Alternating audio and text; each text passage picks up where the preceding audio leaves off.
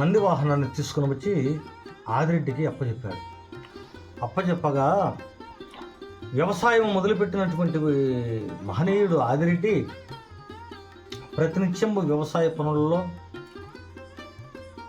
ఈ రకంగా కష్టము చేయుచు కొలది కాలము చేయగా త్రిమూర్తులు చూశారు. ఆదిరెడ్డికి పిల్లలు మరి బేతాళ రెడ్డి భార్య పిగుళ్ళ లక్ష్మమ్మ. ఆ పిగుళ్ళ లక్ష్మమ్మ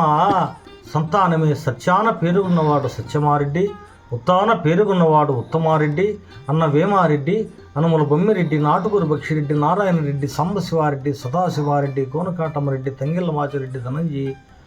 ధనంజయ రెడ్డి. ఇటువంటి వారు అందరూ కూడా కుమారులు కాగా ఆనాటి కాలమ్మ వీళ్ళందరూ కూడా చూసి ఈశ్వర పరమేశ్వర నామము విడనాడి పరాదేవతలను ప్రార్థించడం మొదలుపెట్టారు వీళ్ళు.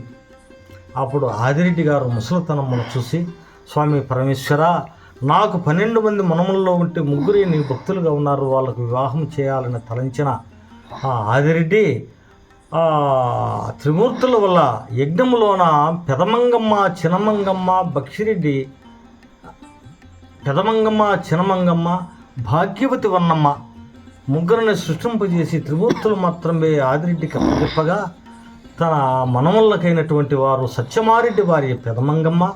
ఉత్తమారెడ్డి భార్య చినమంగమ్మ, బక్షిరెడ్డి భార్య భాగ్యవతి వన్నమ్మ 3 మనములకు 3 వివాహం చేసుకునగా అప్పటికి ఆదిరెడ్డి ముసలితనం రాగానే ఆయన ఇంకా మనముళ్ళు అయాం వచ్చేది. రాగానే మనముల టైంలో వాళ్ళు అందరూ కూడా కలిసి, నాయనా మనము కులములో రెడ్డి వంశంబు, మన రెడ్డి వంశంబు ఈ మర్రి వృక్షము మన కాపురం చేయకూడదు అనే మర్రి వృక్షాన్ని తెగటార్చి, అదే విష్ణుకు సర్వచ్చు విష్ణు దారి మడుగు, బ్రహ్మకు సర్వచ్చు బ్రహ్మ దారి మడుగు దేశాయిరెడ్డి గారు కట్టించారు. ఢిల్లీ సమీపమున దేవగిరి, గిరి అంటే కొండ సాల్పును మాత్రమే అచ్చము నల్లరేగడి భూములన్నీ కూడా చూసుకొని ఆ దేవగిరి నగరము నిర్మాణం చేసి ఉన్నారు రెడ్డి వంశంబు. రెడ్డి గారు నిర్మాణంపు చేయగా చుట్టు కొల్లారాలు, చున్న పొలోగిన్లు, అక్కడను ఇక్కడను విజృంపు మేడలు, బిగువ రకమనేటి బిగువైన మేడలు, అద్దాల మాలులు, సిద్ధాల సరుకులు, శివుని మండపంలోని కూడా తయారు చేసుకొని రెడ్డి గారు అక్కడ ఉన్నారు. అందరు కూడా అక్కడ ఉండగా ఆ ఇంటి దేవుడైనటువంటి ఈశ్వరుడు మాట మర్చిపోయినందున రెడ్డి గారికి సంతానంపు లేకుండా చేశాడు. ఈ సత్యమారెడ్డి భార్య పెదమంగమ్మ, ఉత్తమారెడ్డి భార్య చినమంగమ్మ, బక్షిరెడ్డి భార్య భాగ్యవతి వన్నమ్మ వాళ్ళకు సంతానము లేకుండా చేయగా అన్ని కులంబుల వారు అభివృద్ధి కలుగుతున్నారు, కానీ రెడ్డి వంశంబు ఆగిపోయాది సంతానంబు. అప్పుడు ఇంకా పెదమంగమ్మ, చినమంగమ్మ, భాగ్యవతి వన్నమ్మ మామగారైనటువంటి పిల్లలు మరి బేతాళరెడ్డి సమీపమునకు వచ్చి, మామ మాకు ఇన్ని ఏళ్ళు 20 ఏళ్ళు వివాహమైనా కూడా మాకు సంతానం లేదు కదా అని దేశంలో తీర్థయాత్రలన్నీ కూడా సేవించినా కూడా ఏ భగవంతుడు కూడా సంతానం ఇవ్వజాలక తిరిగి దిమ్మర చెడి వచ్చి దేవిగిరి పట్టణం చేరి ఉన్నారు. ఆనాటి కాలంలో అప్పుడు ఇంటి దేవుడు ఈశ్వరుడు మాత్రమే గ్రహించుకొని పరమేశ్వర నీవే మాకు సంతానం ఇవ్వాలని ఎప్పుడు ప్రార్థించగానే కైలాసంలో ఉన్నటువంటి పరమేశ్వరుడు పార్వతి అమ్మవారు మాత్రమే చూసి, రెడ్డి వంశాన్ని భూలోకంలో పుట్టించావు కదా, వారికి సంతానం ఇవ్వాలి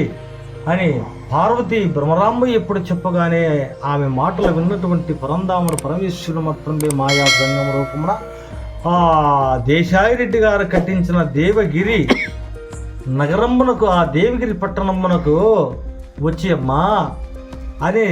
ఆ శివగంటను అస్తమ్మను పట్టుకుని గనగన ఎప్పుడు గంట వంచగానే వారు లెగచి మా జంగమదేవుడు వచ్చాడు. ఆ జంగమదేవుడికి మాత్రమే మనము దానము చేసినట్లయినా మనకు బిడ్డలు కలుగుతారు కదని ఆశతో వచ్చి, మహానుభావ ఆ జంగమదేవరా ఆ ముష్టి తీసుకో, దానము స్వీకరించవయ్యనగానే, అమ్మా మీరు పుట్టుగొడ్రాలు ముఖారవిందము చూచుట కంటే బిడ్డలు లేరంటున్నారు కనుక నేను దానం స్వీకరించను అని చెప్పగా అప్పుడు ఆ పెదమంగమ్మ, చినమంగమ్మ, బక్షిరెడ్డి భార్య భాగ్యవతి వన్నమ్మ చూసి, స్వామి మహానుభావ మేము పుట్టుగొడ్రాళ్ళమే కనుక మాకు ఏ భగవంతుడు కూడా మాకు సంతానం ప్రసాదించలేదు. కనుక మీరైనా మహానుభావ, ఈ దానం వల్లైనా మాకు సంతానం కలుగుతుందని మేము ఎంతో ఆశపడి మీ సమీపానికి వచ్చి మీ పాదముల మృతికి దానముగా ఇస్తున్నామయ్యా గంగమ్మదేవుడు అనగానే, అది కాదు, మీ ఇంటి విలువేల్పు దేవుడు ఉన్నాడు శ్రీశైలంలో, ఎండకు ఎండుతున్నాడు, వర్షానికి తడుస్తున్నాడు. మీరు రెడ్డి గారంతా ఢిల్లీ సమీపము దేవగిరి పట్టణము విడనాడి శ్రీశైలమును గ్రహించుకొని, ఆ భగవంతుని గ్రహించుకొని అక్కడ గుళ్ళు గోపురములు మండపములు కట్టించి 7 రోజుల తిరణాల ఏకధ్వనిగా చేసినట్లయినా మీ రెడ్డి వంశానికి కులముద్రించిన కుమారులు ఇస్తాడు, ఆర్తిములు పెట్టేదానికి ఆడబిడ్డలు ఇస్తాడు, నా మాట నమ్మండి అని ఎంచి 7 అడుగులు వేసి అదృశ్యమైపోయాడు మహానుభావుడు ఆ జంగమ రూపమున. అలా వెళ్ళిపోగానే ఆ వార్తను మాత్రం మీ మామగారికి పిల్లలమరి బేతాళరెడ్డికి చెప్పగా, ఆ పిల్లలమరి బేతాళరెడ్డి నాకు భగవంతుడు ఆ విధముగా చెప్పినట్లయినా నేను ఉదయకాలమున లెగచి అందరం కూడా ఇక్కడ నుంచి తడి వస్త్రముల చేత దండి ఒక్క పొద్దుల చేత శ్రీశైలమునకు పోయి